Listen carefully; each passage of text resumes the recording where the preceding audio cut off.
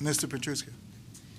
Thank you, Chairman Pierce, Member Terazawa, Member Miskamara, Member Schiffer, Member Johnson. I spoke with you yesterday. I'm counsel to the LIUNA Mid-Atlantic Regional Organizing Coalition. I'm speaking today in support of the current standard that directs elections to be held as soon as practicable. It's important for the standard for scheduling elections to be flexible because there is a lot of fluidity in bargaining units. They come in, they vary in size, geography, and complexity in just about every way imaginable. However, straightforward elections of relatively smaller units, single locations, should be able to be conducted expeditiously. And if you have a large unit with multiple locations, as can happen sometimes in construction, it may take longer to prepare. Mail balloting is going to have its own schedule. It's going to be different. What is important is the principle that should drive the scheduling. In general, expeditious elections should be preferred to those with prolonged delay. I think it's important to maintain the board's neutrality in the process. Delay can create a sense of futility among workers who are organizing. It can negatively influence employee views on working collectively and on the collective bargaining process.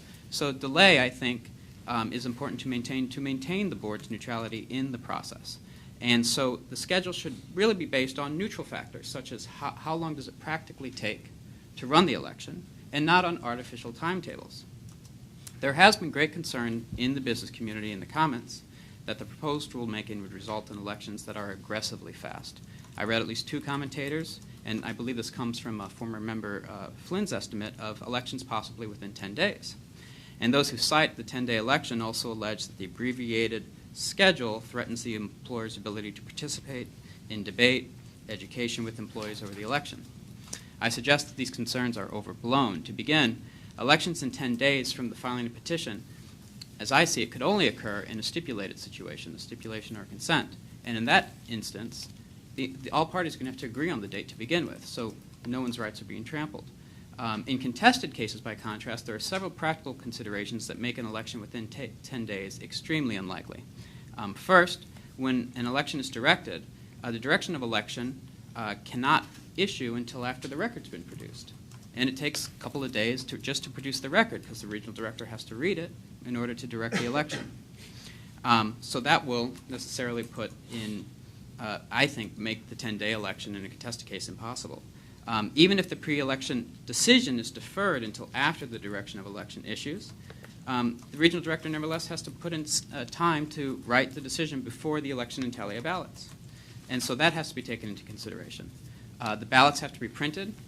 These days, in my area, it's often in multiple languages. Each additional step requires more time for the regional. The regional staff must be available to hold the elections on the days and times directed. This requires scheduling far enough in advance that staff can be available. Lastly, there's the Excelsior list. Even if it's issued in 2 days, most unions are going to want to have that before they proceed, and they're going to want to have time to assess it because that really is, that's going to be one of their first opportunities to assess what they know about the unit with what's on the list. Fifth, there is the board's traditional convention of holding elections on paydays. These aren't necessary in every unit, but in units with substantial part-time employees, there's efficacy to holding it on that day so that employees will be present. And that will also drive scheduling considerations. Consequently, even under swift proceedings in contested cases, I would anticipate a minimum of 2 weeks after the hearing to conduct an election.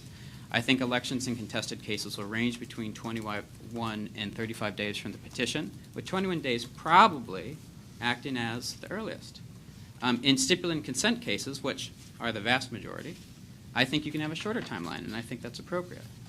But since those are stipulated cases, everyone's agreeing to that voluntarily. So let me say, I do not think the schedule can fairly be called an ambush election. I do not think a 3 to 4 week election restricts free speech rights. Employers maintain their rights under peerless plywood to conduct mandatory meetings, under shopping cart to disseminate propaganda, regardless of its inaccuracy or accuracy, and under 10C to express any opinion, so long as it contains no threat and promises no benefits. In all, I think the employer's right to these modes of expression are not abridged by the rule, and that the concerns for restrictions on expression of free speech are substantially overblown. Thank you. Would you advocate setting a particular number of days minimum and maximum number of days to set an election date? I wouldn't advocate for that because I think it's unnecessary. I will say that currently we have a Supreme Court who is more solicitous to corporate free speech rights than any court in history. And I do think that's a consideration, at least with respect to this being an issue that is driving a lot of the comments. I do think it's important to make clear that the practicable standard is not one that restricts, that precludes participation in the process. So I don't think there needs to be a minimum, but I do think it needs to be made clear that some of the parades of horribles that have been in the comments are not a likely outcome of the standard. Mr. Petruska, your comments are very helpful because there are a significant number of steps that, and I'm summarizing, that kind of make that dictate when elections become practicable, because there are a lot of mechanics associated with it. You know, do you interpret the word practicable to mean the mere mechanics associated with getting an election done and kind of the statutory minimums that affect timing?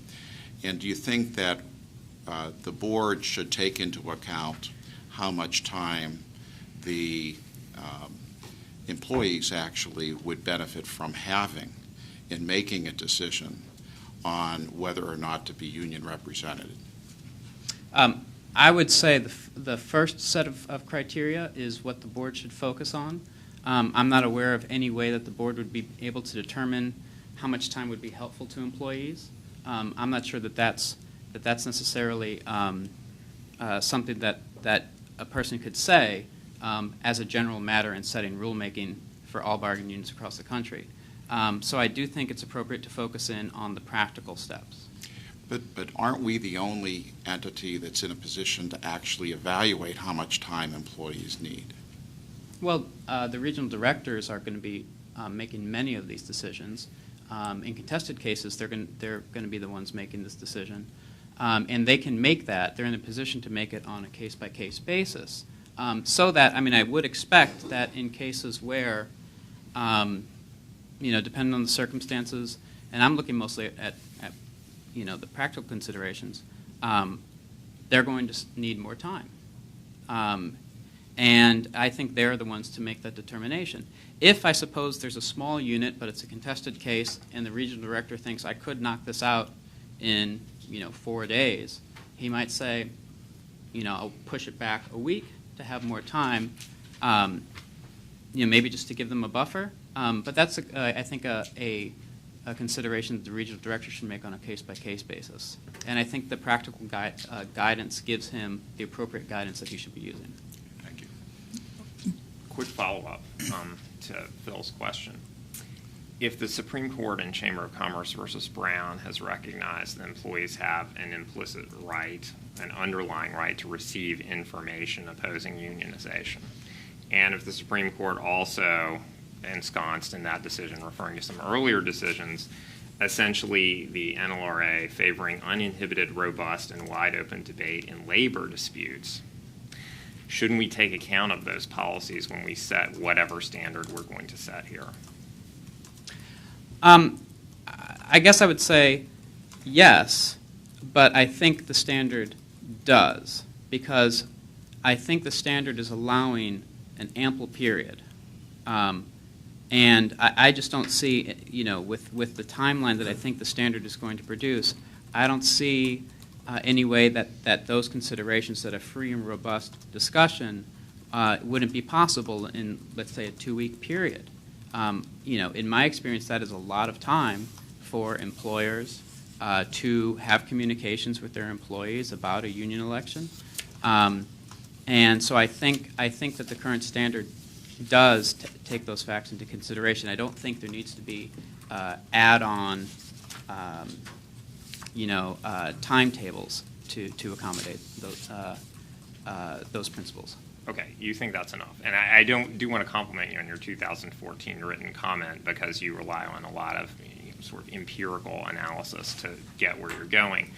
Wouldn't it be helpful, though, if we had some empirical analysis of employer free speech opportunities as they're actually exercised during a campaign before we decide to start regulating the amount of time employers have to engage in free speech? Well, we got this far, and as I understand it, the schedule has mostly been driven by the procedural mechanics. And so, I think that's still the course to maintain. Rulemaking can be done and it can be redone, but I think that we do have a whole, not empirical, but we do have a lot of experience, and I'm giving you my Sure. experience as it stands, and I do think that the time periods are sufficient. And in the commenting, I haven't really seen a lot in the way from business communities to describe what the meaningful difference is between 3 weeks versus 2 weeks, or between 4 weeks versus 2 weeks. Like, what is the message? What is the mode of communication that has been precluded by that additional time? Or, whether it's just something that they want 4 captive audience meetings and want it spaced weekly, as opposed to 3. So it seems to me that there hasn't been, I haven't seen a suggestion that we need to use a different way of scheduling this other than looking at the mechanics. Right, but we don't have the data. Would it make sense for us to start regulating free speech if we don't have the data? I mean, which way should the presumption go? Well, so I'm going to disagree that we're regulating the speech. I think what we are doing is we are setting a schedule based upon procedural mechanics, and I don't think there is a substantial regulation of speech in doing that. Okay, just one more question. Let's say I totally agree with you that we need to set the standard according to the practicalities of how elections are actually set and what makes sense. Why wouldn't it make sense at least to bracket that off so all parties would agree that they're dealing with something other than what's going on in the regional office that week? Well, I don't know, without knowing what you mean precisely by bracket. Just a minimum, maximum. Sorry. Minimum bracket, maximum bracket. Well, again, the worry with minimum brackets is that you do have most of these cases occurring by stipulation, and I think in stipulated cases those elections should be free to proceed as quickly as the parties determine. And and all of this does factor into how decisions are made. Let's say the minimum doesn't apply to stipulated election agreements. Okay. Minimum Would you support a minimum maximum bracket if there's no agreement to be had? Well, I guess what I would say is that I don't see a minimum as being necessary. Which is what you said to me in my questions. That's right. Good.